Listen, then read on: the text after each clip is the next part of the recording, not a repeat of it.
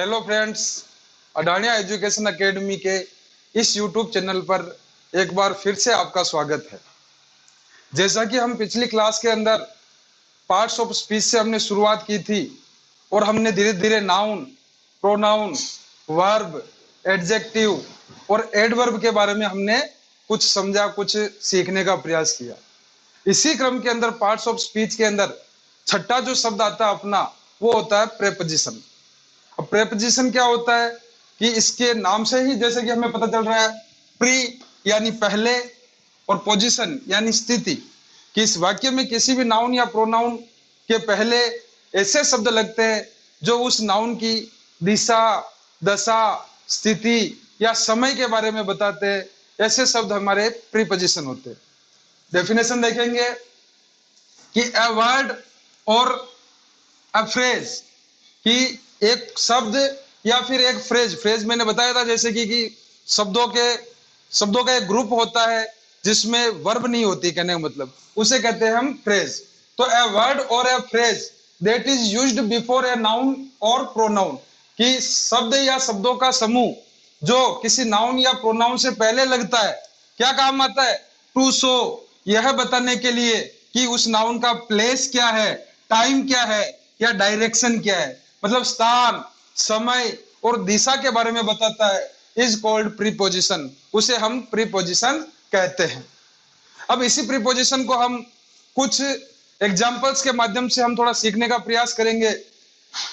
देखेंगे पहला जो एग्जांपल है, there is a cow in the field. देखें वापिस देखिए, there is a cow in the field. अब देखो इसके अंदर एक शब्द आ रहा है इन, क्योंकि अगर अपन सभी इन शब्दों का अध्ययन करें तो देयर अपन ने प्रोनाउन में पढ़ा ही है, इज आपके वर्ब है, ए आर्टिकल हो गया, काउ एक नाउन हो गया और द फील्ड भी एक नाउन हो गया। तो लगभग हमें सभी शब्दों के बारे में धीरे धीरे पता चलने लग गया। अब ये नया शब्द आया है इन। अब ये इन क्या कर रहा है? इस गाय की इस फील्ड के अंदर स्थिति के बारे में बता रहा है। तो ऐसे शब्द जो किसी नाउन या प्रोनाउन से पहले लगकर उसकी दिशा, दशा, स्थिति या समय के बारे में बताते हैं, वे शब्द प्रीपोजिशन कहलाते हैं। तो ये इन जो शब्द होगा ये हमारे यहाँ पर प्रीपोजिशन हो गया। इसी प्रकार से अगला एग्जांपल देखिए, he is going to school. यहां पर शब्द आ रहा है टू। टू जो शब्द है ये हमारे इस सेंटेंस का प्रीपोजिशन है। इसी क्रम में आगे का example, I am waiting for you. अब देखो यू प्रोनाउन है और यू से पहले फॉर आ रहा है, तो फॉर जो हो गया इस सेंटेंस का अपने प्रीपोजिशन हो गया। This is the girl whom I was speaking for। अब देखो लास्ट में एक शब्द आ रहा फॉर, तो ये फॉर जो होगा इस सेंटेंस का अपने प्रीपोजिशन हो गया।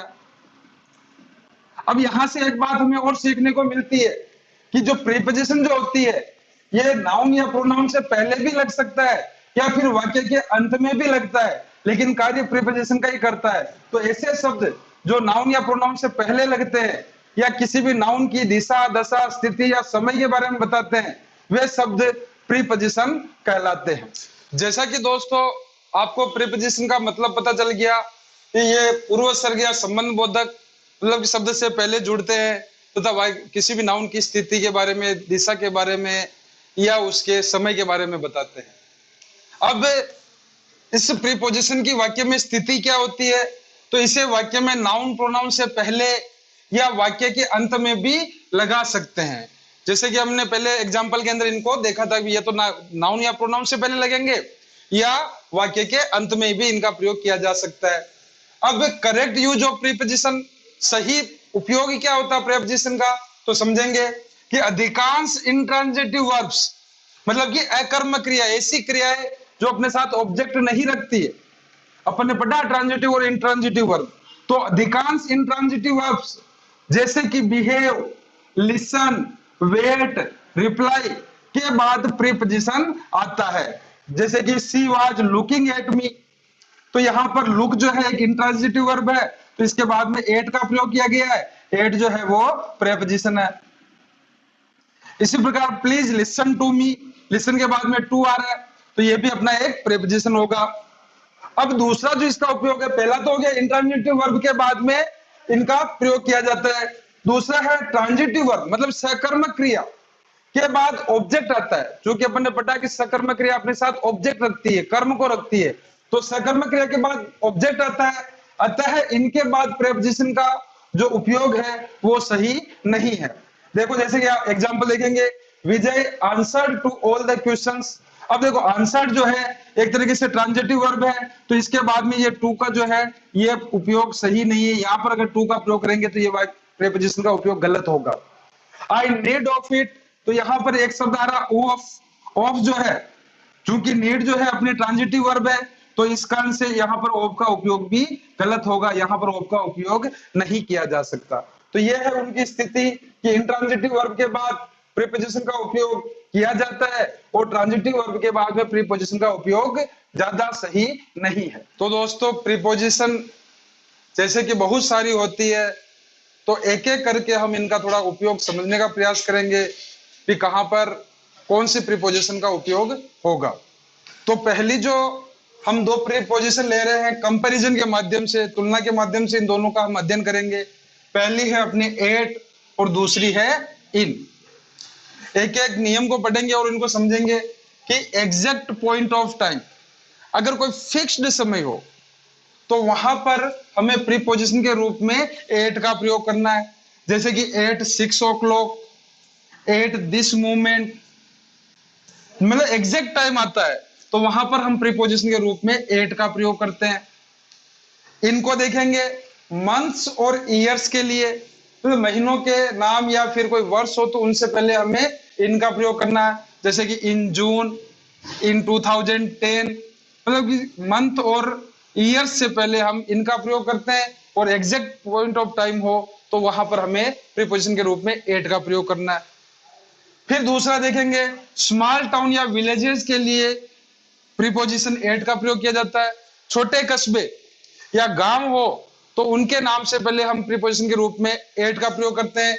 जैसे कि एट रामगढ़, एट आसिंद, मतलब अपना जो टाउन है वो भी एक छोटा टाउन है, तो उससे पहले भी हम प्रीपोजिशन के रूप में एट का प्रयोग करेंगे। बिग सिटीज और कंट्रीज के लिए हमें इनका प्रयोग करना है, मतलब बड़े शहर या कोई देश का नाम हो तो उसमें हम प्रीपोजिशन के रूप में इनका प्रयोग करेंगे। जैसे कि इन इंडिया, तो इंडिया एक देश का नाम है तो इनका प्रयोग होगा। जयपुर जो कि एक बड़ा शहर है तो उससे पहले भी हम इनका प्रयोग करेंगे। दिल्ली एक बड़ी सिटी है तो उससे पहले भी हम इनका प्रयोग करेंगे। फिर आगे तीसरा नियम समझना, बड़ी जगह के संदर्भ में कई बार सिटी को छोटा माना जाता है। इसमें समझना दोस्तों कि अगर दो जगहों के नाम एक साथ में आ रहे हैं तो बड़ी की तुलना में जो दूसरी जो जगह होगी उसको हमें छोटा मानना पड़ेगा। तो छोटी जगह के लिए एट और बड़ी जगह के लिए हम इनका प्रयोग करेंगे कंपैरिजन के माध्यम से। देखो I live at Jaipur in India, देखो जयपुर एक छोटी जगह है तो उसके लिए मैंने एट का प्रयोग किया। और चूंकि जयपुर की तुलना में भारत जो है एक बड़ी जगह है तो यहाँ पर हमें इनका प्रयोग करना पड़ा। अब देखो उधर तो मैंने जयपुर के साथ इनका प्रयोग किया क्योंकि इसको एक बड़ी सिटी माना हुआ है क्योंकि वो अकेला है। लेकिन अगर दो शहरों की या दो जगहों की तुलना की जाती है तो जिसमें से जो बड़ी जगह है उससे पहले हम इनका प्रयोग करेंगे और छोटी जगह के साथ में एट का प्रयोग करेंगे।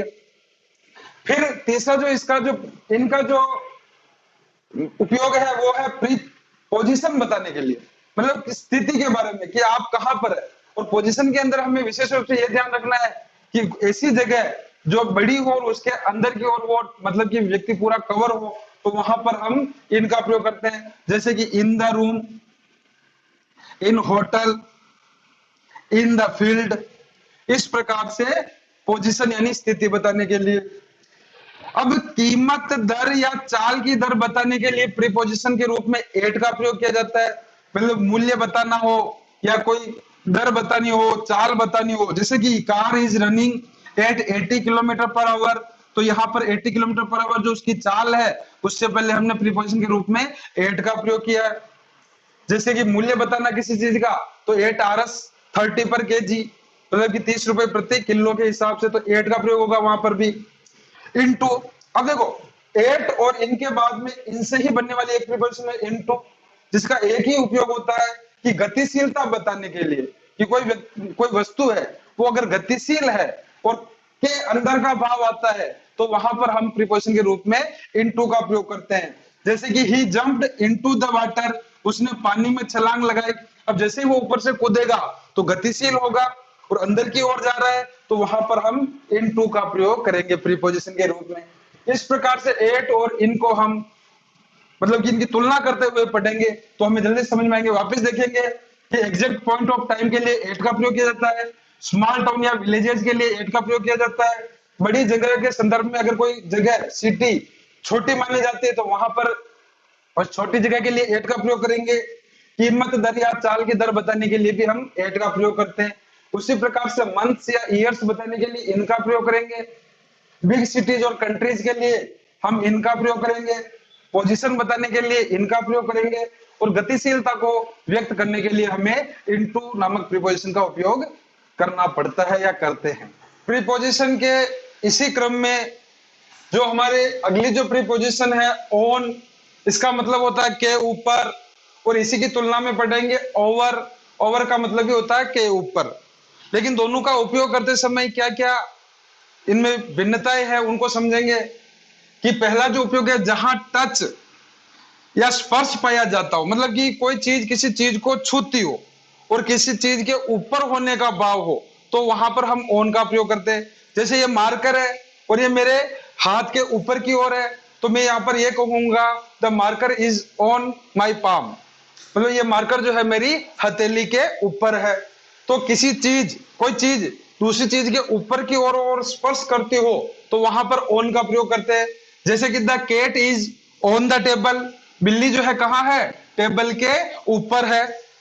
Keep your pen on the table, अपना पेन कहां रखो, टेबल के ऊपर रखो, मतलब के ऊपर स्पर्श करते हुए स्थिर अवस्था में हो तो वहां पर हम ऑन का प्रयोग करेंगे। ओवर स्पर्श करते हुए या फिर बिना स्पर्श के, स्पर्श करता भी हो या फिर बिना स्पर्श के हो, लेकिन ढकने के अर्थ में मतलब वो पूरे एरिया को कवर करता हो, उसको ढकता हो, तो वहां पर हम अवर का प्रयोग करते हैं। जैसे कि please spread the cloth our the table, मतलब ये कपड़ा जो है टेबल के ऊपर स्प्रेड करो, बिछाओ। तो कहने मतलब वो कपड़ा जो होगा पूरे टेबल को क्या करेगा, ढक देगा, उसके ऊपर होगा लेकिन पूरे एरिया को ढक रहा है, तो वहां पर हम अवर का प्रयोग करते हैं।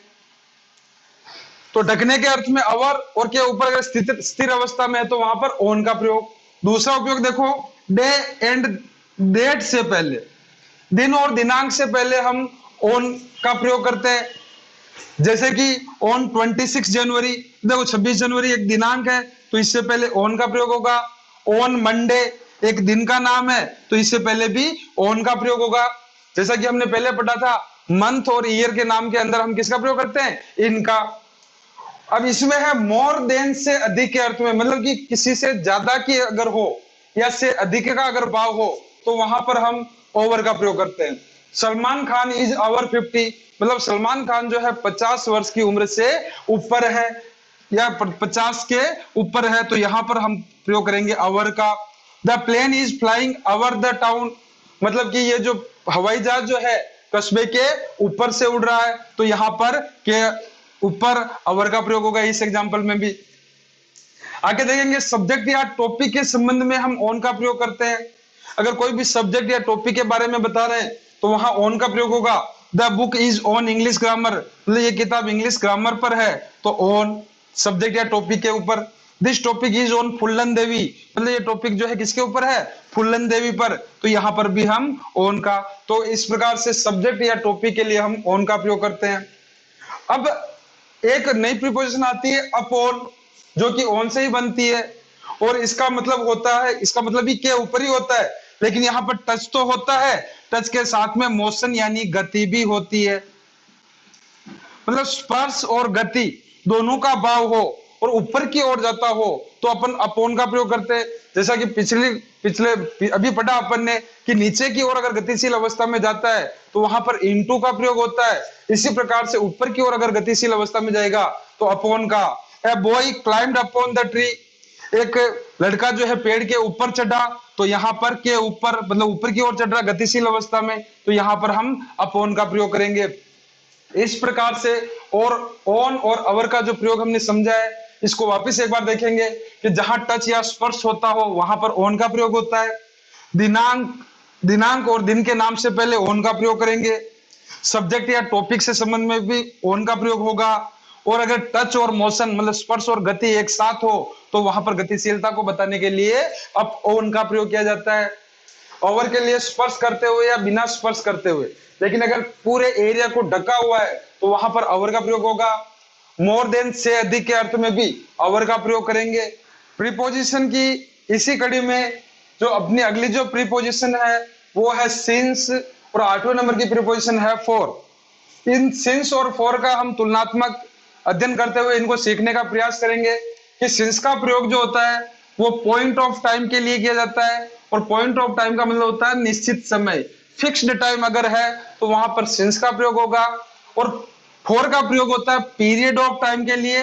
पीरियड का मतलब होता है एक समयावधि, मतलब समयावधि के लिए, अगर समयावधि का अगर कोई समय बताया गया है तो वहां पर हम फॉर का प्रयोग करेंगे। अब थोड़ा सा इनको देखो कि 6 o'clock एक फिक्स समय है तो इससे पहले सिंस आएगा, जनवरी, मंडे, 2010, मॉर्निंग, इवनिंग, ये सारे के सारे फिक्स्ड समय को दर्शाते हैं। तो अतः इनसे पहले हम सिंस का प्रयोग करते हैं। हाँ, एक ध्यान रखना, नाइट जो होता है, नाइट में इसके साथ हमेशा ही एट का प्रयोग होता है, इसके साथ सिंस का प्रयोग नहीं होता है। दूसरी तरफ अगर कोई समयावधि है, कोई अवधि बताई गई है तो वहां पर हम फॉर का प्रयोग करेंगे। जैसे कि 2 आवर्स तो for 2 hours, 2 months for 2 months, 2 years for 2 years, इस प्रकार से हम इनका प्रयोग करेंगे। एग्जांपल्स देखेंगे कि she has been cooking food खालिस्तान मॉर्निंग, मतलब कि वह सुबह से भोजन पका रही है। तो ये मॉर्निंग जो है एक फिक्स्ड समय है, पॉइंट ऑफ टाइम है, तो इससे पहले हमें सिंस का प्रयोग करना पड़ेगा। I have been reading this novel खालिस्तान मंडे। अब मंडे जो है ये भी आपको एक निश्चित समय का बोध कराता है, पॉइंट ऑफ टाइम आता है, तो यहां पर भी हम सिंस का प्रयोग करेंगे। लेकिन Ram has been living here खालिस्तान 5 इयर्स, राम यहाँ पर 5 वर्षों से रह रहा है, मतलब समय की अवधि कितनी हो गई, 5 वर्ष। और समयावधि को बताने वाली जो प्रीपोजिशन होती है वो फॉर, तो अतः है हम इसमें फॉर का प्रयोग करेंगे। He has been writing a novel खालिस्तान 10 मंथ्स, वह 10 महीनों से एक नॉवेल लिख रहा है, तो यहाँ पर भी एक समयावधि को बताया जा रहा है, पीरियड ऑफ टाइम को बताया जा रहा है, तो अतः यहाँ पर भी हम फॉर प्रीपोजिशन का प्रयोग करेंगे। इस प्रकार से सिंस और फॉर के अंदर अंतर देखा जाता है और इनको समझते हैं।